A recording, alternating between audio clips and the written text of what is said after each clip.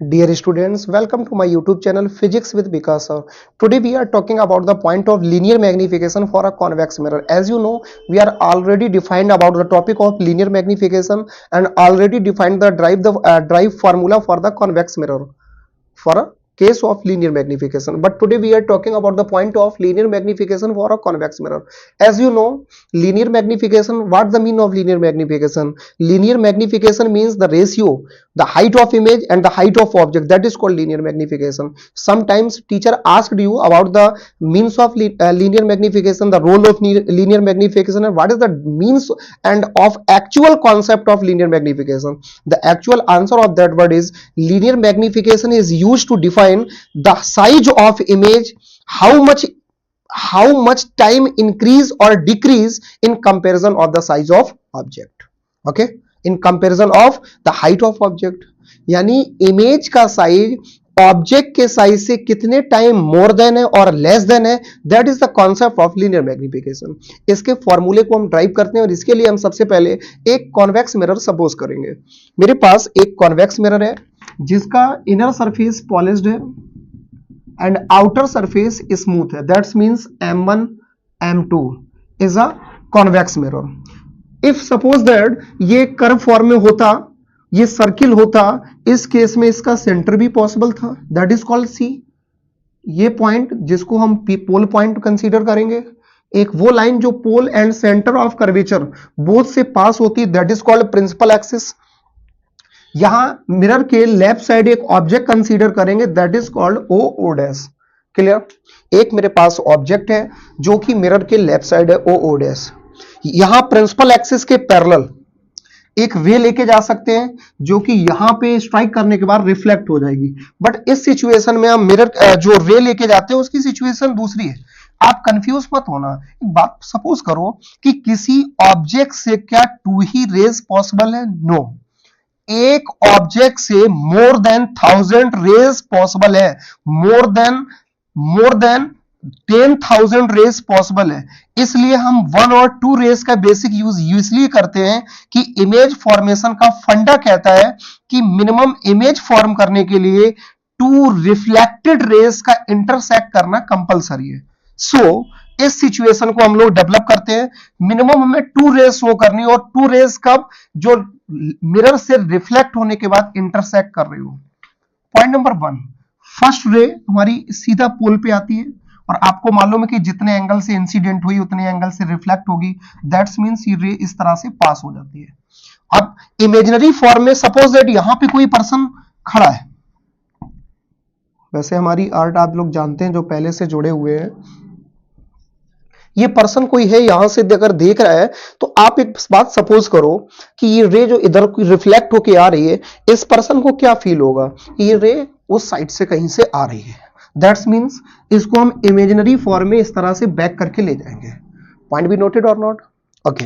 Second situation के लिए second रे जो हम लेके जाते हैं वो सेंटर ऑफ कर्वेचर, और आपको मालूम है कि सेंटर ऑफ कर्वेचर से जो रे पास होती है वो सेम वे वापस आती है. रीजन क्या है? जितने एंगल से इंसिडेंट होगी उतने एंगल से रिटर्न होगी. चलो रे लेके चल रहे हैं, जा रहे हैं, लो रास्ते में ही एक्सीडेंट हो गया. एक्सीडेंट मींस कि ये स्मूथ सरफेस से स्ट्राइक करती है.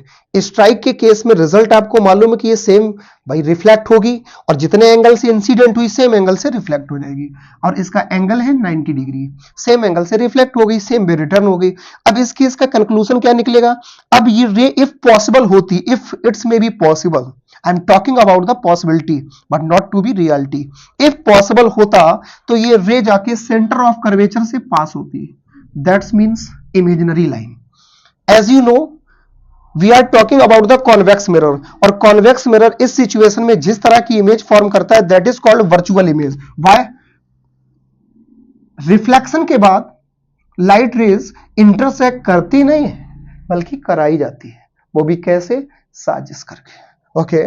यहां पे आई डैश एक इमेज फॉर्म हो गई. अब हम लोग बेसिक कॉन्सेप्ट में डिस्कस करते हैं. सबसे पहले इमेज किस तरह से बनी है, कैसी बनी है? ओके. ऑब्जेक्ट O डैश जिसकी इमेज है I डैश. ऑब्जेक्ट है मिरर के लेफ्ट साइड, इमेज कहां है? मिरर के राइट साइड. ऑब्जेक्ट का साइज ये है और इमेज का साइज ये है। इसमें ऑब्जेक्ट हमारा ग्रेटर है और इमेज हमारी लेस देन है। पॉइंट बी नोटेड और नॉट? इमेज का साइज ऑब्जेक्ट के अकॉर्डिंग, ऑब्जेक्ट के कंपैरिजन में छोटा रहेगा। इसलिए बेसिकली आपको मालूम है कॉन्वेक्स मिरर का हम लोग बाइक में साइड मिरर के फॉर्म में कॉन्वेक्स मिरर का यूज करते हैं, क्योंकि ऑब्जेक्ट के साइज को कैसा बनाता है? स्मॉल बनाता है। यानी वास्तव में जो ऑब्जेक्ट है वो इमेज के फॉर्म में जब भी हमें मिरर में दिखेगा तो छोटा दिखेगा अपने एक्चुअल साइज से। ओके, यहां पे इमेज फॉर्म नहीं हुई बल्कि साजिश करा के हुई है। दैट्स मींस ये इमेज कैसी है? रियल इमेज है, वर्चुअल? वर्चुअल इमेज है। साजिश करने से जो इमेज बनती है उसको हम वर्चुअल इमेज बोलेंगे। सेकंड पॉइंट, ये इमेज इन्वर्टेड है और इरेक्ट है। तो आपको मालूम है कि प्रिंसिपल एक्सिस से अपर साइड जो इमेज फॉर्म होती है उसको हम क्या बोलते हैं?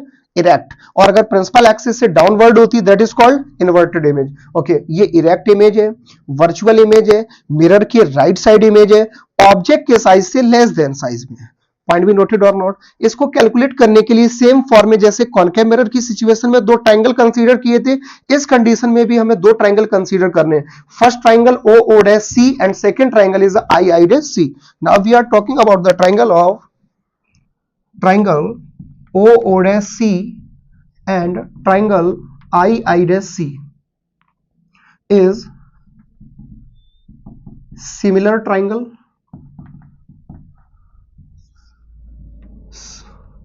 So इनको पहले फॉर्म करते हैं।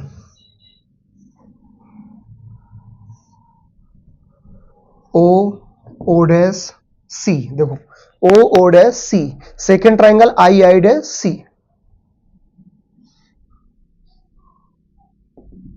That is called second triangle I I dash C।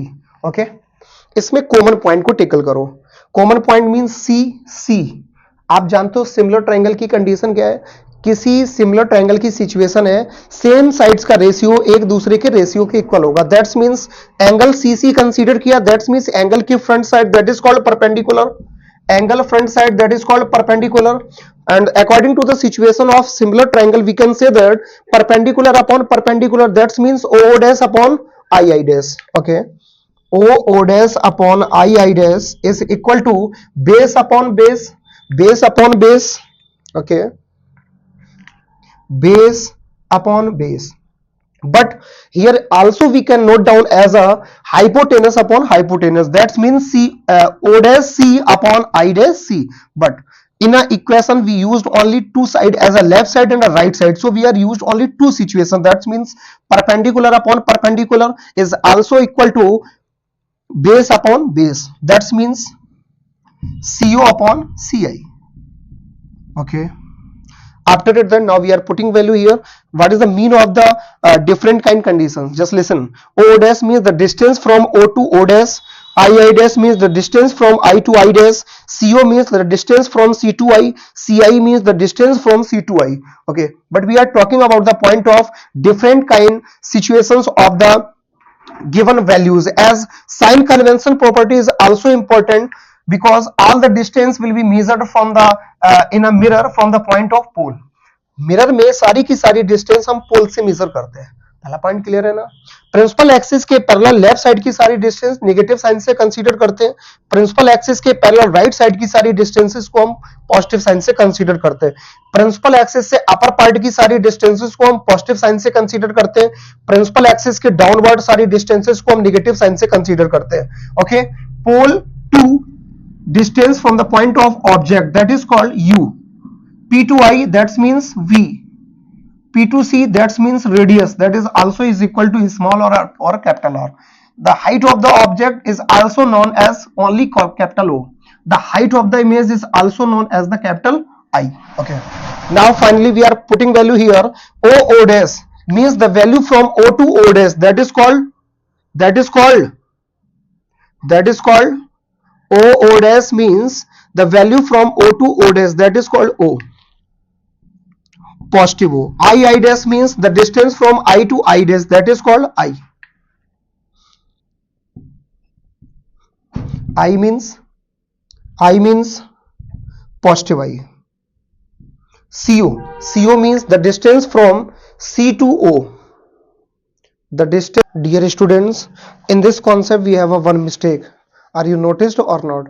आपने यदि पहले इसको नोटिस कर लिया था मुझे कमेंट करके कमेंट बॉक्स में बताइएगा, वरना हमने तो अब नोटिस कर लिया, एक्चुअली उस समय ध्यान नहीं दिया जल्दी जल्दी में। ध्यान से देखो, लास्ट वाले कॉन्सेप्ट में भी जिस सिचुएशन को फॉलो किया था मैंने बोला था ना उसको ही फॉलो करना है। यहाँ प्रॉब्लम ये कर ली ओ ओ डैश पी, यहाँ पे ट्राइंगल हमने फर्स्ट वाला लिया ओ ओ डैश सी, वो नहीं लेना है, ओ ओ डैश पी लेना है, second triangle I I dash P लेना है। यहाँ पे सी की जगह करेक्ट करके हमें पॉइंट मेंशन करना है पी, यहाँ भी हमें पी पॉइंट मेंशन करना है और इस पॉइंट को भी हमें पी यहाँ क्रिएट करना है। बाकी कोई एरर नहीं, डोंट वरी, बस सी की जगह में पी पॉइंट को करना है, बस पी पॉइंट को किया, बाकी सिचुएशन तो वही है। मींस क्या था, perpendicular upon perpendicular, base upon base, बस सी की जगह में क्या करना है, पी करना है, दैट्स ऑल।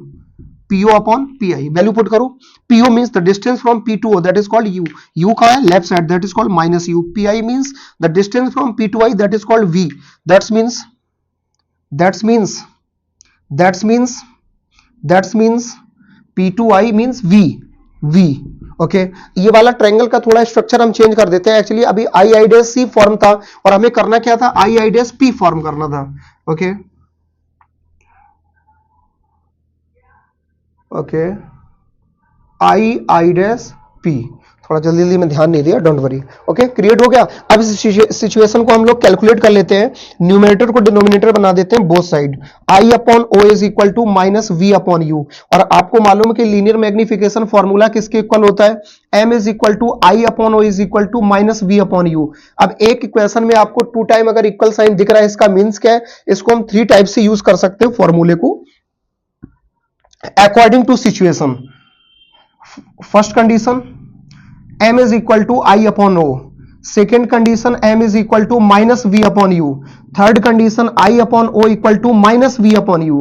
इसमें कौन सी वैल्यू का क्या मीन्स है, m means linear magnification, I means the height of the image, O means the height of the object, V means the distance of the distance at the point of image, U means the distance at the point of object।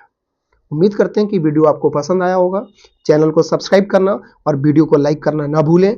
Okay, मिलते हैं एक break के बाद next video में। Good bye.